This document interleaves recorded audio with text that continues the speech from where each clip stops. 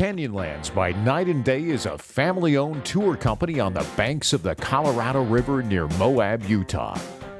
For an old-time show and the finishing touch on a perfect day, come along and enjoy a slow-moving evening boat ride on a calm part of the Colorado River.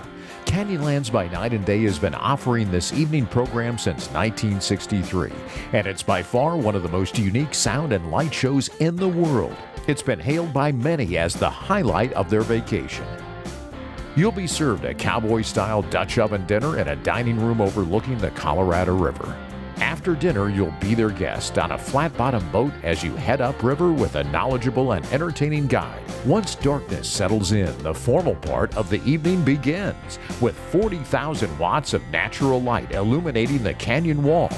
Lights, shadows, music, and narration make the stories of the canyon's formation, creation, and history come to life. I really liked the light walk. It was cool. Oh, it was beautiful, and the moon coming out just made it even more special. The Canyonlands by Night and Day Sound and Light Show is a not-to-be-missed unique experience and a great end to a perfect day in Moab.